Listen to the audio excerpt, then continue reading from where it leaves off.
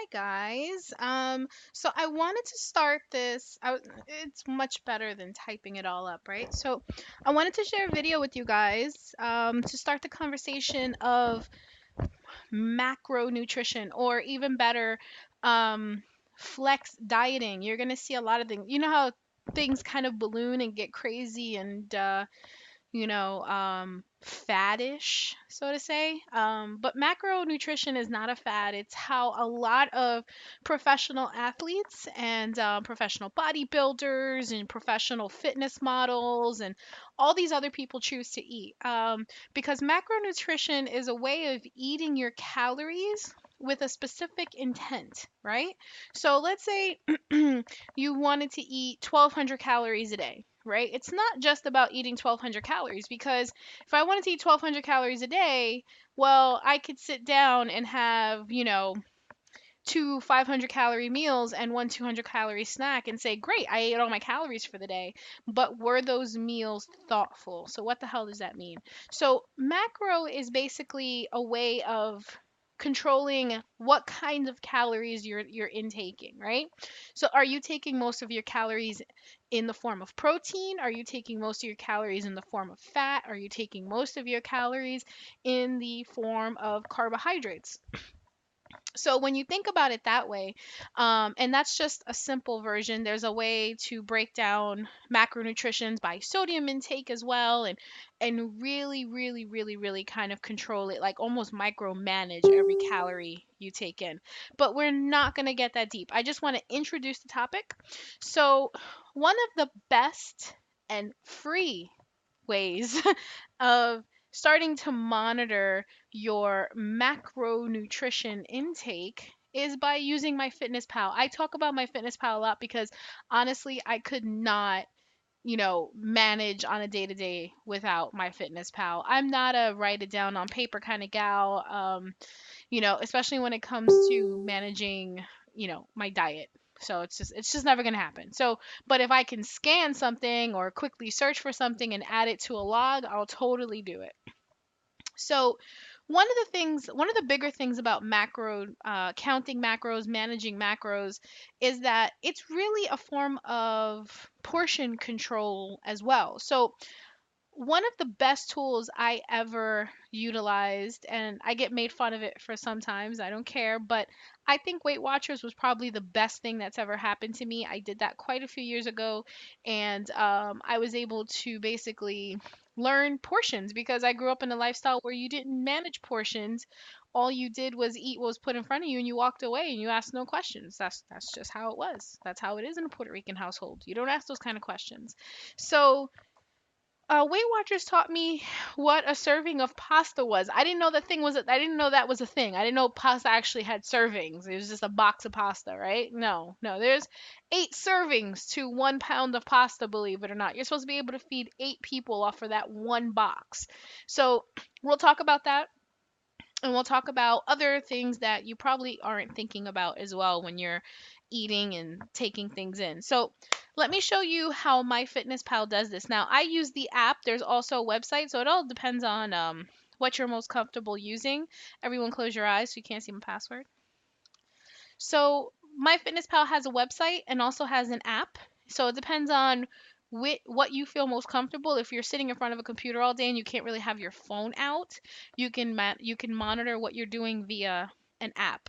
Excuse me, via the website. Or if you're more comfortable using your phone, you can just monitor it on your phone. Either way, it's free. Another reason I love MyFitnessPal is because it connects with my Fitbit, which means that all my steps for the day automatically get calculated in to my daily calorie intake, and it gives me exercise points or exercise calories. So if I decide that I'm going to go to a 1200 calorie diet, and the only way I'm going over 1200 calories is if I exercise and earn more calories, then I get to eat those. But it all depends, right? So right now you see my goal right now is 1300. Why is it 1300? That sounds kind of low. It is kind of low, but I'm right now focusing on cutting weight. So if you're focusing on cutting weight, you're probably going to have a lower calorie intake, right? If you're maintaining weight, it's going to be much higher. If you're bulking, it's going to be even much higher. It all depends. So, one of the reasons I love counting macros is because when you're counting macros, you can kind of change it up. So, what does that mean?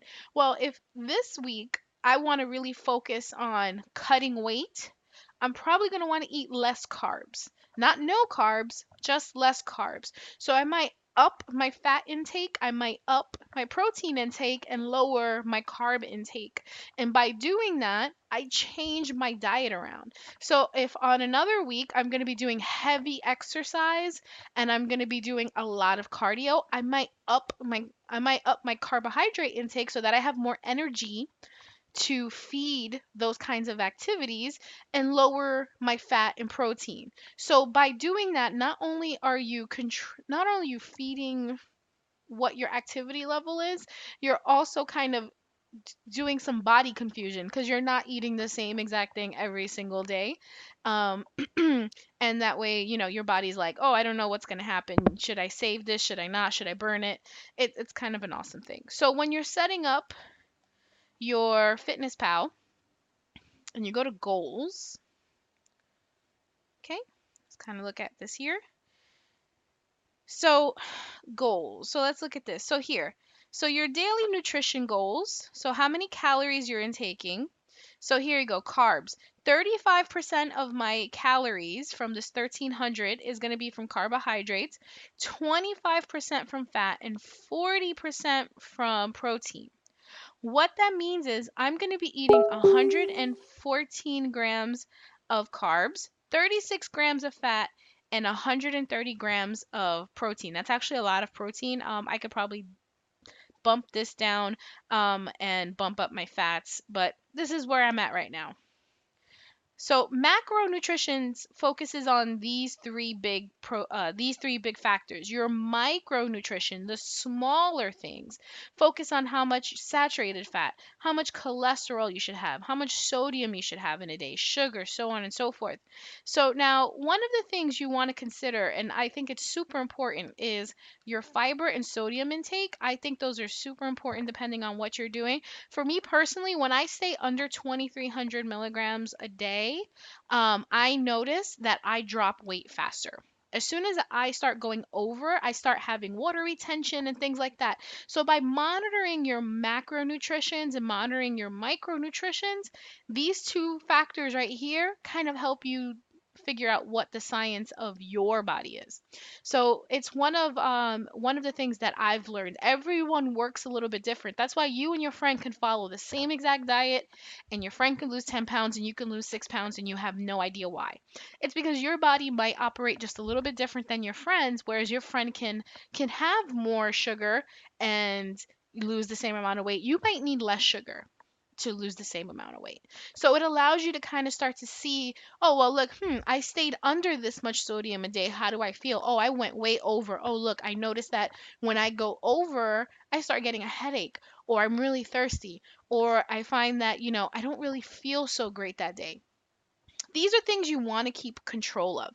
These are the things you want to understand. So when you're doing Weight Watchers or another kind of diet that takes away the idea of understanding these individual numbers but goes towards like a point system, there's quite a few diets that do point systems.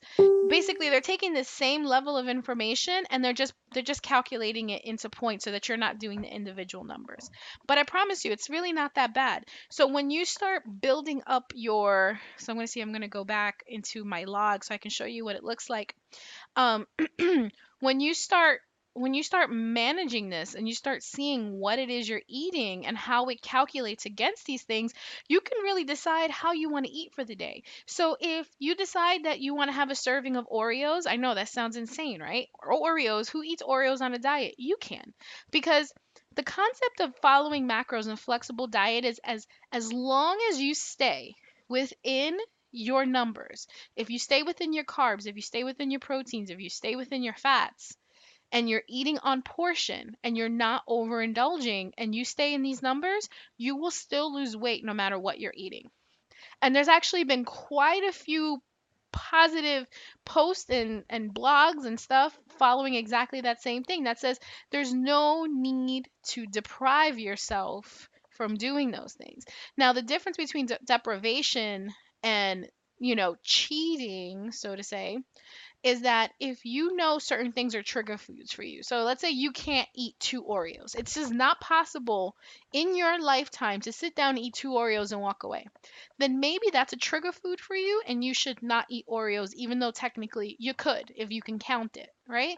So I used to, you'll see if you go back to some of my older food posts, you'll see that it'll say something like, fits my macros, it's going down, right?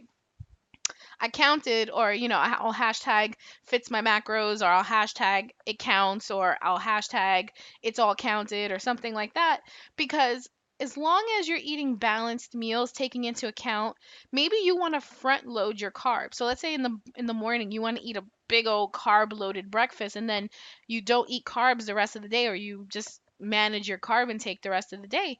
You can do that. So just looking at it in general, so what is a macro? A macro is how you eat your calories, right? So let's kind of see if we can find one of my old food logs. Let's go. Da, da, da, da. Hopefully it syncs.